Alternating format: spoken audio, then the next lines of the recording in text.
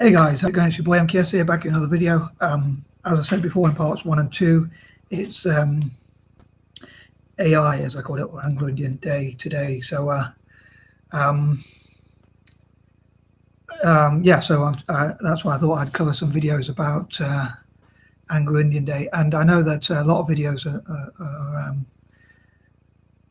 are about like childlike things or whatever, but I thought in this case I'd love to talk about, I know on my channel I normally talk about more serious topics, but anyway, I hope some people out there will enjoy it.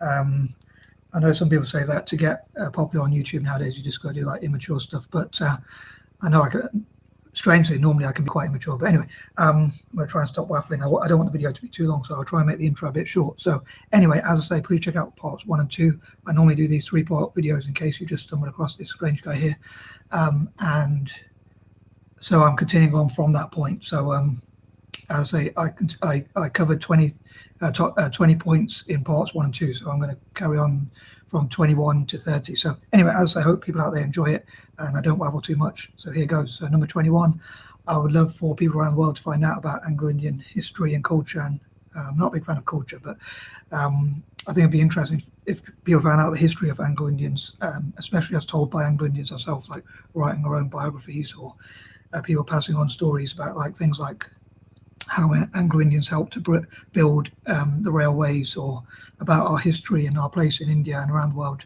and things we've contributed and things like that. And number 22, I'd love to see what how Anglo-Indians can improve the world in the future, perhaps, and look at ways which we can, as I say, improve the world in the future, to put it simply.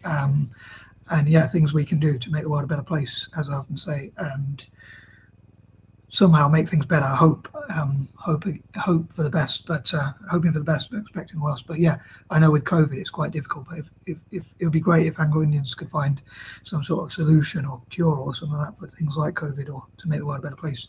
Godspeed. 23, I think it'd be great to do stuff in terms of philanthropy, empathy, making the world, as I say, making the world a better place, especially for the poorest people, for disadvantaged people, and having sympathy for animals, young people, disadvantaged people, poor people, supporting our own community and other communities around the world, celebrating each other's successes and never being jealous of each other. Yeah, and as I said before, like working with other mixed race communities like the Christians, I think they're called, if I pronounce that right, and the N.G.O.s, Hapas, Hafus, and people like that in Japan and Korea and places like that as well. Yeah, so like we can share ideas and experiences and opportunities, and like invest together perhaps, and things like that to help. But I especially want to help the poor Anglo-Indians in India itself, and also I'd love to see the Anglo-Indian community help not just their own people, but as I say, as a community, but communities generally, but especially the poorest 10% of Anglo-Indians, especially in India itself. And also challenge the governments, especially the Indian government, or the governments around the world, but especially the Indian government, to ensure that there's human rights and things like that, especially for Anglo-Indians and other minorities, and maybe work with other minority groups as well. Anyway, moving on, as I say, as ever, I'd love to hear what you think of each of these points and how you think we could fundraise for charity. In the past, there's been like special events for Anglo-Indian Day. Unfortunately, obviously with COVID, I imagine that would be very difficult, but hopefully in the future it'd be great to see those fundraising, those events used for fundraising to help Anglo-Indians, the needy Anglo-Indians in India. The challenge is making sure it does go to those who really are in need of support, like food, shelter, and just general support and rights and things like that. But yeah, I think it'd be great to see Anglo-Indian events in London and around the UK and Australia and America and around the world, and like even non-Anglo-Indians coming to find out about Anglo-Indian history and how they can also, like churches and other religious groups perhaps, or N.G.O.s or different organizations, to ensure that the money does go, that we can fundraise and help ensure the money does go to help train Anglo-Indians in the poorest community, the poorest communities in India especially. Again, not just Anglo-Indians, but especially Anglo-Indians in particular. Number 24, I think it'd be great to see Anglo-Indians working towards, again, I think to me this would be quite ironic, but I think it'd be great to see Anglo-Indians given that we're not fully Asian, I think it'd be interesting to see Anglo-Indians and other mixed race communities, especially Eurasians, working on Pan-Asianism and uniting Asia together, not just India, but the whole of Asia, and trying to help Asia to unite together, China and India and the rest of Asia to work together somehow.